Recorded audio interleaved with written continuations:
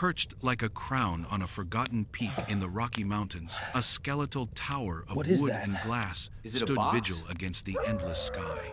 It was here, in this fortress of solitude, that a man trained to conquer the harshest environments on Earth came to find peace.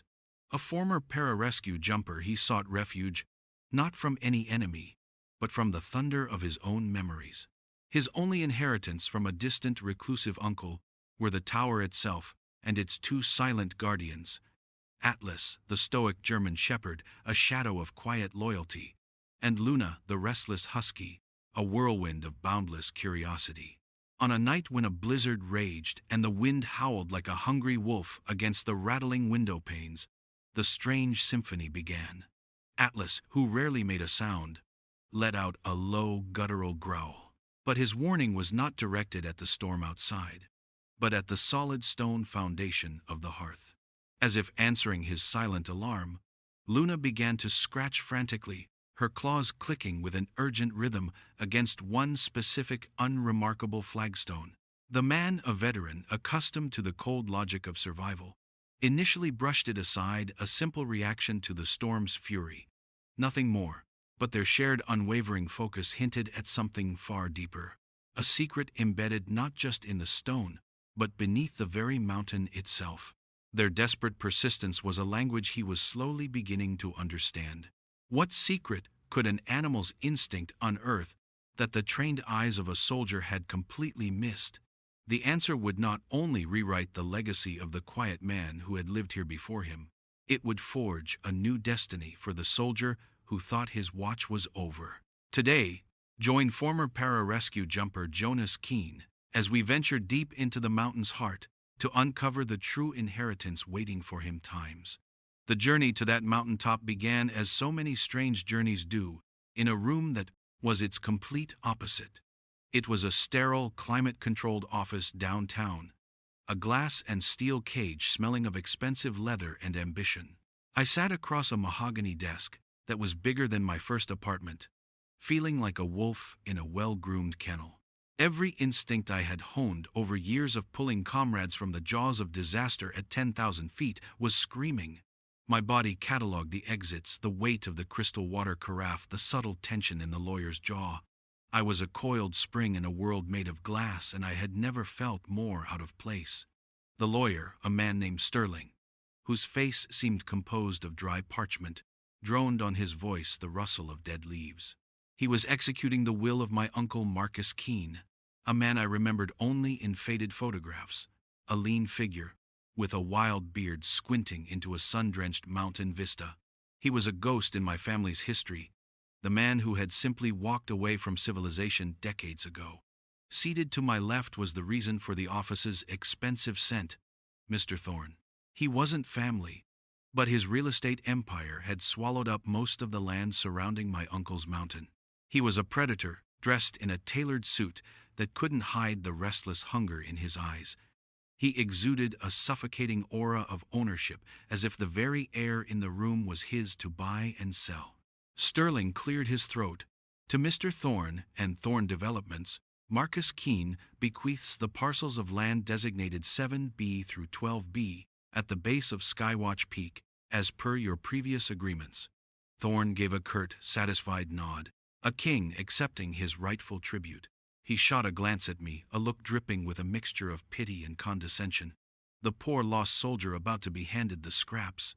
And finally Sterling continued, adjusting his glasses and peering at me. To my nephew Jonas Keene, I leave my home and all its contents, the Skywatch Peak Fire Lookout, and the care of my two loyal companions, Atlas and Luna. A soft, derisive snort escaped from Thorne's direction. The lookout, he said, not even trying to hide his amusement.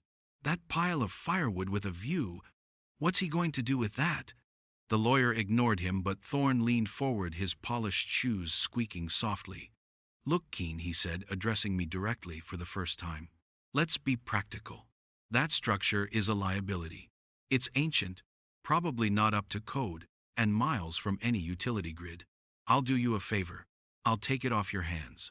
$1,000 for the trouble of demolition. He smiled, a slick, predatory thing. He didn't see a home, He saw an obstacle on a map, a single square of private land preventing him from owning the entire mountain. But his words had the opposite effect he intended. In his dismissal, in his utter contempt for it, I felt a sudden fierce surge of possessiveness. This pile of firewood was the one thing he couldn't have. It was a place beyond his reach, beyond his understanding. It was a place of silence. "It's not for sale," I said, my voice quiet, but carrying the cold finality of a locked door. Thorne's smile tightened.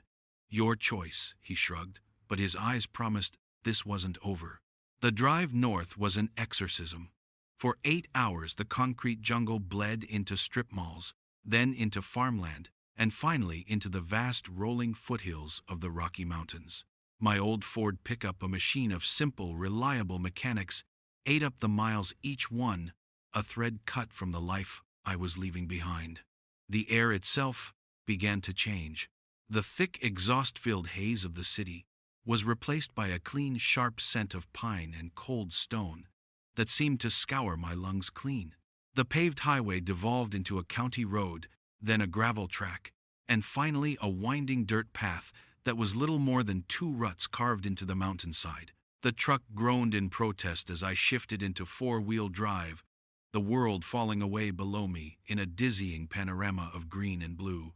This was my uncle's commute. This was his barrier against the world. With every switchback, the noise in my head, the constant buzzing hypervigilance that had been my shadow for years, began to recede, replaced by the steady roar of the engine and the whisper of the wind through the pines. After another hour of climbing, I saw it. Just as the opening had described, a skeletal tower clinging to the very summit, a lonely sentinel against an ocean of sky. It wasn't grand or beautiful. It was stubborn. It was a statement of defiance against the wind, the snow, and the relentless pull of gravity. It was a watchtower. It was a post. I killed the engine, and the silence that rushed in was absolute. It was so deep it had a sound of its own, a low hum that seemed to emanate from the ancient rock beneath my feet. I stepped out of the truck, my boots crunching on the gravel, and took a deep breath. This was it. Then I saw him. He emerged from the shadow of the tower's base, a magnificent German shepherd, his coat the color of storm clouds and silver. He didn't bark. He didn't run. He simply stood there about 30 yards away and watched me. His head was high, his ears erect, his intelligent eyes taking in every detail. He was a guardian assessing a potential threat to his domain. In his stillness, in his focused calm, I recognized a fellow watcher. I saw a soldier. Slowly I held out a hand, palm down, a gesture of peace. I didn't move towards him. I let him make the choice. For a long moment we were locked in that silent standoff. Then, with a fluid, deliberate grace, he closed the distance, his paws making no sound on the rocky ground. He stopped just before me, lowered his great head, and sniffed my hand. Then he gently pushed his wet nose into my palm.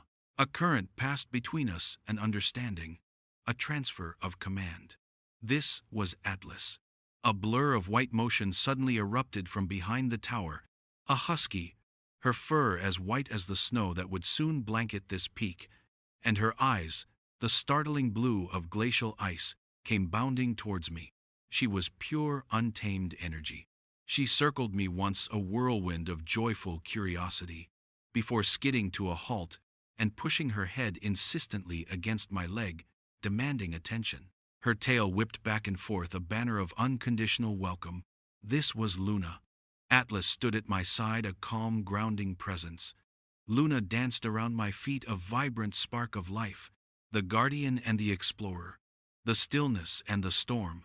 Standing there on that lonely peak, flanked by these two incredible beings, the noise in my head finally went quiet.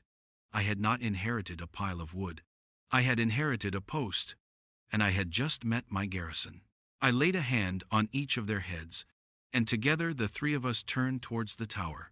My watch had just begun. The days that followed bled into one another, marked not by the hands of a clock, but by the slow, majestic procession of the sun across the vast, empty canvas of the sky. Time on Skywatch Peak was measured in sunrises that set the eastern peaks on fire, and in the creeping shadows of dusk that swallowed the valleys below. My life, once a frantic series of high-stakes countdowns, settled into a rhythm as old as the mountains themselves. It was a rhythm of work, of silence, and of healing. The tower, my pile of firewood, became my mission. It was a wreck, a testament to decades of neglect. But it had good bones. The foundation was solid granite, the very peak of the mountain itself. The main support beams were thick, hand-hewn timbers that had long since petrified. I started with the basics. I replaced shattered window panes, the wind my constant howling companion. I patched the leaky roof, my hands growing calloused and sure. I learned the unique groan of each floorboard, the specific whistle the wind made when it found a crack in the western wall. In the city, the sharp, sudden sound of a hammer would have sent a jolt of ice through my veins. Here it was the sound of creation.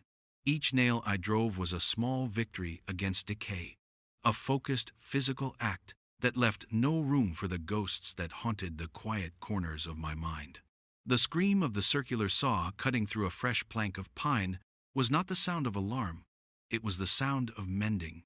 My panic attacks, once crippling ambushes that left me breathless and shaking in the dark, began to lose their power. They still came, but they were whispers now, not roars. In the vast open emptiness of the sky and stone, the triggers of my trauma had nothing to echo against. The quiet, solitary work of survival was a therapy more potent than any I had ever known. And I was not truly solitary. My garrison of two was ever present, their lives weaving seamlessly with mine. Atlas was my shadow, a silent, steady presence. When I worked on the tower, he would lie at the base of the ladder, his head on his paws, those intelligent eyes tracking my every move. He wasn't just watching me. He was watching my six, a silent promise that nothing would approach unseen. His calm was a ballast, a grounding force that kept me anchored in the here and now. When the familiar ache of loneliness would settle on my shoulders, as I watched the distant glittering lights of a town I couldn't name appear at dusk, he would rise, walk over, and rest his heavy head on my knee. A simple, profound, the statement, "You are not alone on this watch." Luna, on the other hand, was my connection to the wildness of the place. She refused to let me retreat too far into my own head. Every afternoon, like clockwork, she would appear with a worn piece of rope in her mouth, her tail a blur of motion, her ice-blue eyes demanding an adventure. She led me on expeditions across our granite kingdom, showing me deer trails I would have missed, hidden springs bubbling up from the rock, and vantage points with views that stole the breath from my lungs. She was the embodiment of life, of joyful, untamed energy, a constant reminder that even in this high, lonely place, the world was vibrantly, fiercely alive. Our daily patrol became a ritual. We'd start at dawn, walking the perimeter of the summit. Atlas moved with a focused military precision, his nose testing the wind for the scent of bear or mountain lion. Luna would dart ahead, her paws silent on the pine needles, chasing squirrels and investigating every interesting smell. We were a team, each with our role. They were not my pets, they were my partners. One afternoon, while clearing out a corner of the tower's single circular room, I found it a heavy iron-bound footlocker, tucked beneath a dusty canvas tarp. It was secured with a thick, rust-eaten padlock. A few minutes with a crowbar and the lock gave way with a groan of protest. I lifted the heavy lid and the scent of old leather canvas and time itself filled the air. At first, what I found was exactly what I expected. There were old ranger tools, a well-worn oilskin jacket, spare boots, and a collection of standard Forest Service logbooks. I sat on the floor, Luna's head in my lap, and began to read through them. My uncle's handwriting was a neat, practical script. The entries were sparse. Professional, October 12th, 2 inches of snow overnight. Wind NW at 30 miles per hour. Saw a herd of elk in the lower valley. November 3rd, barometer dropping fast. Major storm front moving in. It was the simple, lonely chronicle of a man watching the weather on a mountain. But beneath a false bottom in the chest, I found something else entirely. There were 3 more logbooks, bound not in the standard government issue canvas, but in thick, dark leather. I opened the first one. The handwriting was the same, but the content was from another world. These were not the logs of a forest ranger. They were the meticulous, obsessive records of a scientist. There were no more notes on elk herds or snowfall. Instead, the pages were filled with complex charts, dense notations, and observations that made the hair on my arms stand up. He had chronicled what he called the songs of the stone. He described low-frequency hums that vibrated up through the granite on calm nights, recording their exact hertz and duration. He had charted the subtle seismic tremors that were too small for any official survey to register, calling them the mountain's pulse. One entry from a cold January night years ago read 0243. Low-frequency resonance detected. 1.8 hertzes. Source deep. The mountain breathes. Another section of the journals was dedicated to the sky. But these were not the casual observations of a stargazer. They were detailed star charts, but with hand-drawn trajectories arcing between constellations, marked with precise dates and times. He wasn't just looking at the stars. He was tracking things moving between them, things that were not on any official flight paths. I ran a hand over the intricate diagrams and pages of dense cryptic data. A profound sense of awe, mingled with a creeping unease, settled over me. This was the life's work of a specialist, a man engaged in a secret solitary project of immense scale. Suddenly, my perception of everything shifted. This tower was not a refuge from the world. It was a listening post designed to monitor it. The profound silence I had cherished was not an absence of noise. It was the perfect clarity needed to hear the faintest of signals.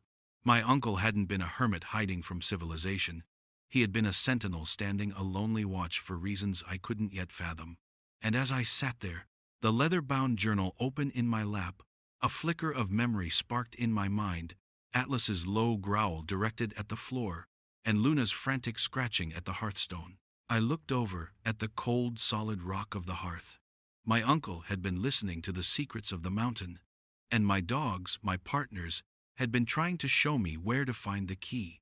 The desolate I had inherited wasn't a pile of wood and a view. It was a mystery, and I was standing right at its heart. The discovery of the journals had transformed my existence on the peak. The tower was no longer just a shelter. It was a puzzle box, and I was consumed with finding the key. I spent my evenings by the fire, the wind, a constant roar outside, cross-referencing my uncle's cryptic notes, trying to decipher the language of a genius who had seen the world in a way I was only beginning to comprehend. The work was slow, a conversation with a ghost, but I felt a growing kinship with the man I barely knew. We were both soldiers in our own way, standing a lonely watch. Then, the blizzard descended. It came not as a storm, but as a siege. The world beyond my windows vanished, erased by a swirling vertical wall of white. The temperature plummeted, and the tower groaned under the assault, the old timbers protesting against the crushing weight of the wind. We were utterly, completely cut off, an island of stone and wood in a violent frozen sea. I stoked the fire in the hearth, its crackling flames, a welcome defiance against the maelstrom. The three of us were huddled in its small circle of warmth, a tiny bastion of life against the raw power of the mountain. I was trying to make sense of a page filled with what looked like acoustic wave patterns when the symphony began again, just as it had in the opening prelude to this grand mystery. It started with Atlas. He lifted his great head from his paws, his ears swiveling not toward the door but inward. A low guttural sound rumbled deep in his chest, a vibration I could feel through the floorboards. It wasn't a bark of alarm or a growl of aggression. It was a sound of profound attention, of intense focus on something I could neither see nor hear. His gaze was locked on the hearth, on the solid, unyielding stone at its base. This time I didn't hesitate. I put the journal down. As if on cue, Luna shot to her feet. The restless energy that usually sent her chasing snowdrifts was now channeled into a singular, frantic purpose. She went to the hearth, to the exact spot where Atlas was staring, and began to dig. Her claws scrabbled against the stone, the sharp scraping sound, a frantic counterpoint to the storm's deep howl. She whined a high-piercing note of pure urgency, looking back at me with her wild ice-blue eyes. as if to say, "Are you seeing this? Do something." They were no longer just reacting to the storm. They were reacting to something because of the storm. The immense pressure of the wind, the vibrations shaking the very bones of the mountain, it was triggering something, a phenomenon only they could perceive. I had learned in the most brutal of classrooms that the instincts of a highly trained animal were a language you ignored at your peril. And my partners, my garrison, were screaming a warning. All right, all right. I hear you, I said, my voice low and steady. Show me. I grabbed the heavy iron poker from its stand and knelt beside them. The firelight cast our dancing shadows against the wall as I examined the stone slab Luna had been clawing at. It was massive, a single piece of granite that must have weighed 300 pounds, set flush with the rest of the hearth. To the eye, it was seamless. But my uncle was a man of meticulous detail. I ran my gloved fingers along the mortar line, feeling for any imperfection. And then I found it. A tiny, almost invisible seam, no thicker than a fingernail, where the mortar felt different, less like stone and more like a hardened, flexible sealant. I wedged the tip of the poker into the seam and pried. For a moment, nothing. Then, with a faint grating sound, a sound of stone sliding on a hidden track, the slab shifted. My heart hammered against my ribs. Putting my shoulder into it, I heaved. With a deep groan of protest that seemed to come from the mountain's own throat, the heavy stone slab didn't lift. It slid sideways, disappearing into a cavity within the hearth itself. Beneath it was not dirt or foundation, but a dark, hollow space. The air that rose from it was cool, dry, and carried the faint, sterile scent of ozone. Kneeling, I shone my flashlight into the opening. It revealed a small, reinforced metal compartment, like a miniature bomb shelter built right into the rock. Reaching inside, my fingers brushed against two objects. The first was a heavy book-sized binder with a simple Stark label on its cover, Skywatch Systems Manual. The second was a thin plastic card, the kind you'd use to open a hotel room door. It was completely blank, except for a small metallic strip on one end. It felt impossibly modern, a piece of the 21st century hidden in a relic from the 19th. I took the manual and the keycard, and slid the stone slab back into place.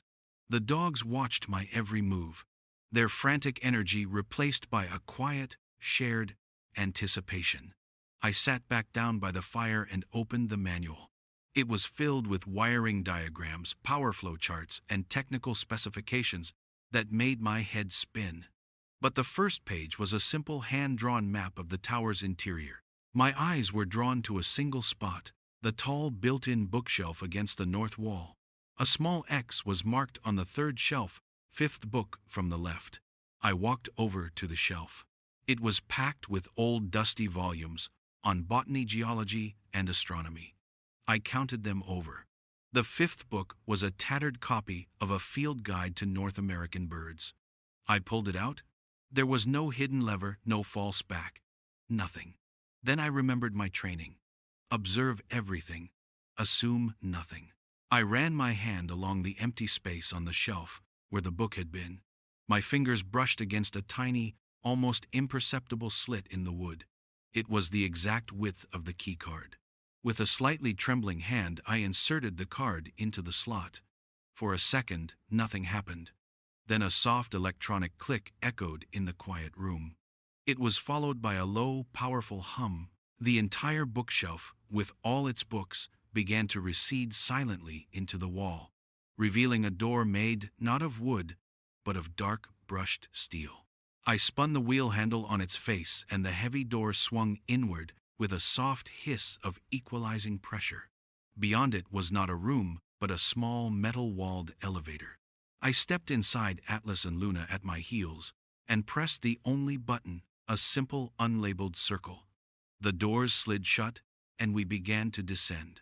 Not just into a cellar, but deep into the living rock of the mountain. A small digital display above the door counted the floors B1, B2, B5, B10. We were plunging into the very heart of the peak. The descent ended with a soft chime, and the doors opened once more. I stepped out, and my breath caught in my throat. I was standing in a cathedral of silent sleeping technology. The cavernous circular chamber was carved directly from the granite, but the raw stone was lined with gleaming metal and conduits. Banks of servers with dormant blinking lights lined one wall. A semicircle of complex control consoles their screens dark formed a command center in the middle of the room. And dominating the far wall was a massive curved screen so large it felt like a window into another world. The air was cool and still circulated by a faint, almost inaudible hum. It was a time capsule, a secret buried for decades preserved in this hermetically sealed tomb. This was the answer. This was what would change everything. My uncle wasn't a ranger. He was a guardian of something beyond my wildest imagination. This tower, this pile of firewood, wasn't his home. It was the entrance. It was the airlock. And I had just stepped through it. For hours I moved through the silent sanctuary like a ghost, my every footstep echoing in the vast subterranean chamber. Atlas and Luna stayed close, their usual boundless energy replaced by a quiet, watchful awe. They seemed to understand, on some primal level, the sanctity of this place. I was no longer Jonas Keen, the lost veteran. I was an operator following a mission checklist laid out by a genius. The Skywatch Systems Manual was my Bible, and I followed its scripture with a focused reverence. First, I engaged the primary power. The manual led me to a shielded panel that opened to reveal a series of heavy insulated levers. They weren't connected to any grid. The diagrams showed them linked to a network of geothermal taps sunk deep into the mountain's molten heart. My uncle had harnessed the planet's own internal furnace. As I threw the final lever, a deep, resonant hum filled the chamber, a sound that seemed to vibrate up from the bedrock itself. The dormant standby lights on the server banks switched from amber to a steady solid green. The mountain was waking up. Step by methodical step, I brought the station online. I initiated diagnostic checks, brought the cooling systems online, and verified power flow to the main consoles. Each green light, each successful boot sequence was a small victory, a connection across time to the brilliant mind that had conceived of this place. Finally, I stood before the main command console, my heart pounding a steady, heavy rhythm against my ribs. There was one last step, a single protected button on the main console labeled Primary Area Online. I took a breath, looked at Atlas and Luna, and pressed it. The massive curved screen flickered to life.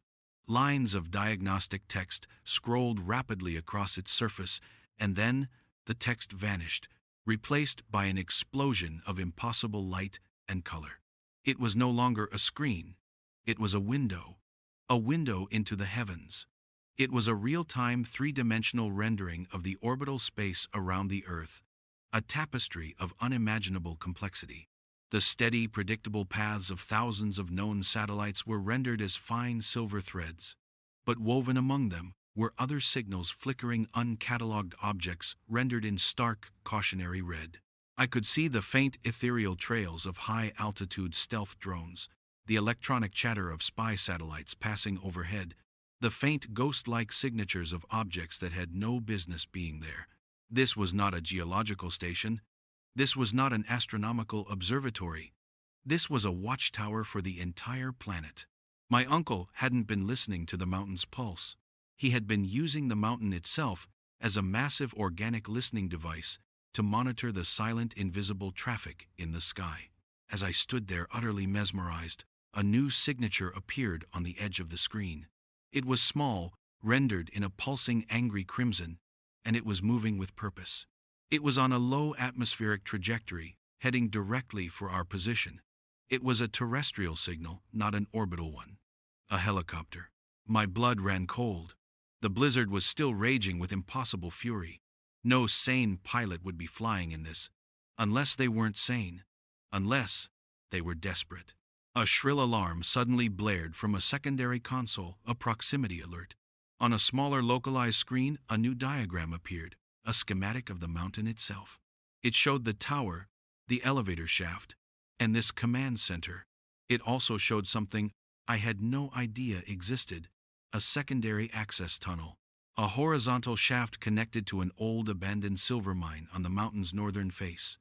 And in that tunnel, a flashing red icon indicated a breach. They weren't coming from the sky. They were already here. The name hit me with the force of a physical blow. Thorn. He hadn't given up.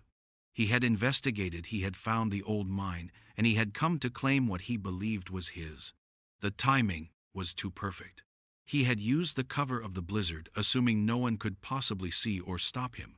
He didn't know he was walking into the most advanced surveillance station on the planet. Atlas. Luna. With me, I commanded, my voice low and hard. The time for wonder was over.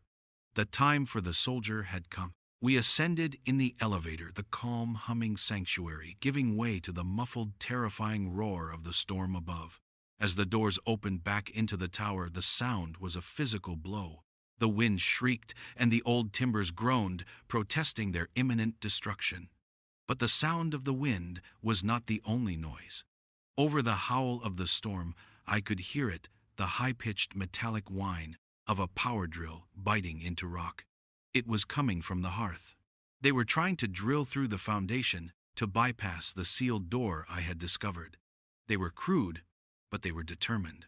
I grabbed the heaviest tool I could find, a long steel pry bar, and stood in the shadows, my heart a cold, steady metronome. My dogs flanked me, silent as ghosts. Atlas was a coiled spring of muscle, a low growl vibrating in his chest. Luna, her predatory instincts fully engaged, was crouched low to the ground, her body tense. We were a fire team, ready to defend our post. The drilling stopped. A moment of silence, then, a heavy metallic clang as something was hammered into the hole they had made. A muffled voice shouted, "Clear!" My training screamed one word, breaching charge. "Get back!" I yelled, throwing myself and the dogs behind the tower's thick central support beam. A deafening crack shook the entire structure. The hearthstone exploded inward, spraying the room with shards of granite and a cloud of choking dust. Through the smoke-filled hole, 3 figures in heavy winter gear, their faces covered by ski masks, scrambled into the room. The lead figure held a sophisticated-looking tablet, its screen glowing in the dim light. "Find the access point," he barked, his voice distorted by the mask. "It has to be here somewhere." The man with the tablet was Thorn. I recognized his voice, that arrogant, commanding tone. He hadn't just hired muscle. He had hired professionals. They swept the room with tactical precision, their flashlights cutting through the gloom. Then Thorn saw me. He froze, his tablet lowering slightly. Keen, he spat, his voice a mixture of shock and fury. "I should have known you'd be more trouble than you were worth. Get out of the way. This doesn't concern you." "Everything in this tower concerns me," I said, stepping forward, the pry bar held ready. "This is my post. You're not welcome here." Thorn laughed, a harsh, ugly sound. "Your post? This is a treasure trove. My surveyors detected geothermal and electromagnetic anomalies here for months. This isn't a shack, it's a private research lab. And it's on my mountain. Now give me the access key." "There's nothing here for you," I said, my gaze unwavering. "Oh, I think there is," he sneered. "I'm not just here for myself, you see. I have investors. Very interested investors who pay top dollar for unique American technology. No questions asked. They're waiting for me to deliver the prize." The words hit me. His investors weren't waiting in some boardroom. They were the crimson signature on my screen. The helicopter wasn't a threat. It was his exfiltration plan. He wasn't just a greedy real estate developer. He was a traitor attempting to sell a vital piece of national security to an unknown foreign power. The temperature in the room seemed to drop. My posture changed, the homesteader vanishing, replaced by the cold, hard lines of the operator. The mission had changed. This was no longer a defense. It was a capture. As if to punctuate the shift, the entire tower gave a violent, shuddering lurch. A sound like a cannonball striking the wall echoed through the room, and the window on the far side exploded inward, showering us with a torrent of snow and ice. The storm, the third hostile element in this deadly equation, had just escalated its assault. We were all trapped, now me, my dogs, and a team of traitors, on a crumbling wooden tower on top of a mountain in the middle of a once-in-a-century blizzard with a priceless national secret as the prize, and I was the only line of defense. The explosion of the window was the catalyst. Chaos erupted. The wind shrieked through the new opening, a physical force that tore at our clothes and filled the air with a blinding vortex of snow. Thorne's men were disoriented city muscle, completely out of their element in this raw, untamable wilderness. In that split second of confusion, my training took over. Fleeing was impossible. A direct confrontation was suicide. The only tactical option left was to consolidate the threat, and my only ally was the mountain itself. Now I roared. It was a command not meant for the intruders, but for my team. Atlas, a blur of dark fur, launched himself not at the men, but at the heavy wooden table in the center of the room. He hit it low and hard, sending it sliding across the floor and slamming into the legs of the two henchmen, knocking them off balance. Simultaneously, Luna, a flash of white lightning, shot past them and sank her teeth into the thick power cable snaking from their portable generator to the remains of their drill. There was a shower of sparks, a sharp crackle, and the single harsh work light they had brought plunged the room into near-total darkness, lit only by the flickering fire and the ethereal glow from the hole in the hearth. The book, Thorne screamed, his greed overriding his fear. Get the book. He lunged for the bookshelf for the field guide he had seen me replace. It was the feint I needed. While he was distracted, I moved. Not towards them, but towards the tower's main support beam. Strapped to it, half hidden by an old canvas tarp, was the tower's emergency release lever, a relic from its days as a fire lookout, designed to collapse the structure in a controlled manner in case of a wildfire. My uncle, a man who planned for every contingency, had clearly maintained it. Thorne, I yelled, my voice cutting through the roar of the wind. Your investors are here, I pointed out the shattered window. For a heartbeat, his greed and arrogance made him look. In the swirling chaos of the blizzard, a pair of powerful searchlights were cutting through the snow, descending toward the peak. The helicopter. His prize, his payday, was arriving. That heartbeat was all I needed. I threw my entire body weight onto the massive iron lever. There was a deafening groan of protesting metal and the shriek of ancient bolts giving way. The floor beneath Thorne and his men dropped a foot, tilting at a sharp, terrifying angle. They cried out in shock, scrambling for purchase on the now slanted floorboards. The tower was not collapsing into rubble. It was designed to fold. The entire structure was being sheared from its foundation. The elevator, I screamed, already scrambling towards the hidden door, which now sat at a bizarre upward angle. Atlas and Luna were already there, their claws finding purchase where the men's boots slipped. It's the only way out. Panic, the great equalizer, took over.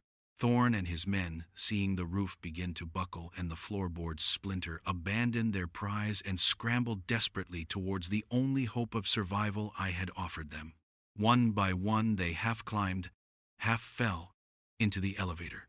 Thorne was the last, his expensive suit torn, his face a mask of terror.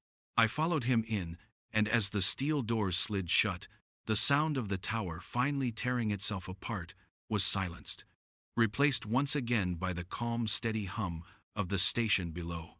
I had trapped them, and I had trapped myself with them. But I hadn't called for a rescue. I had sent a warning. Down in the command center, the scene was one of tense, silent surrender. Thorne and his men sat on the floor, stripped of their bravado, their faces a mixture of awe and dawning, sickening understanding. On the main screen, the crimson signature of their helicopter was now bracketed by two new arrivals, rendered in the brilliant, authoritative gold of military transponders. A silent, high-stakes drama played out in the orbital view as the unidentified craft was forced to land. I had done more than just call for help. The manual had shown me a secondary function of the array, not just to listen, but to send. Using my uncle's astrometric charts, I hadn't sent a blind SOS. I had bounced a tightly focused encrypted signal off a specific military satellite passing overhead, a signal encoded with a single phrase I had found in the manual's emergency protocols: Skywatch is compromised. Vulture has landed. It wasn't a call for rescue. It was a call to arms. 2 hours later, under a clean, rain-washed sky, the heavy elevator doors opened to a transformed world. The blizzard was gone. The tower was gone, leaving only a few splintered planks wedged between the rocks. The peak was surrounded by soldiers in advanced cold-weather gear, and the sleek, dark forms of 2 military helicopters sat silently on the flattened landing zone my uncle had built. Thorn and his men were taken into custody without a word, their faces etched with the hollow look of defeat. A single man disembarked from one of the helicopters and climbed the last few feet to the summit. He was older, in his late 60s, with a face that was both kind and as unyielding as the granite beneath our feet. He wore the crisp uniform of a United States Air Force general. He walked straight to me, his eyes taking in the scene, the wreckage, the entrance, the dog standing faithfully at my side. "Jonas Keene," he asked, his voice calm and authoritative. "I am General Wallace. Your uncle and I served together a very long time ago." He called this project Vulture's Roost. Only Marcus would have the audacity to call it that. Wallace looked at the steel door of the elevator with a profound respect. We always wondered what he was truly building up here. We knew it was brilliant, but we never knew it was this. The technology in there, it cannot be abandoned. But it's too sensitive, too important to be run by just anyone. He paused, his gaze meeting mine, and in his eyes I saw the end of one journey and the beginning of another. "Your uncle left this place to you for a reason, son. He believed you were the only one who would understand the watch. He said you were a man who knew how to stand a post." It seems he was right. He gestured to the vast open sky, now clear and startlingly blue. "We would like to make it official. We are prepared to offer you a special commission, a civilian contract with Space Command. You would be the sole guardian and operator of this station. Your mission, should you choose to accept it, is to continue his work, to listen, to protect." I looked out at the horizon, at the endless expanse of the world spread out below me. I felt Atlas press against my right leg, a warm, solid anchor.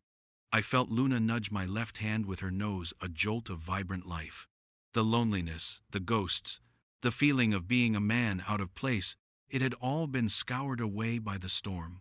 I had come to this mountain seeking silence, a place to escape the world. But I had found my purpose not in escaping it, but in watching over it. My uncle's words from the journal echoed in my mind. "The mountain breathes. The watch is now yours." "I accept, sir," I said, my voice clear and steady. "I'll take the watch." I came to Skywatch Peak, seeking an ending, a quiet place to bury the soldier I once was. Instead, guided by the unwavering instincts of Atlas and Luna, I found a beginning. I inherited not just a tower but a post, not just a legacy but a mission that stretches into the silent, star-filled darkness above. My escape from the world has become my watch over it. The ghosts I ran from have been replaced by the faint flickering signals on a screen, each one a story waiting to be told, each anomaly a potential threat. The watch is now mine, but it is also ours. If this story resonated with you, let us know in the comments.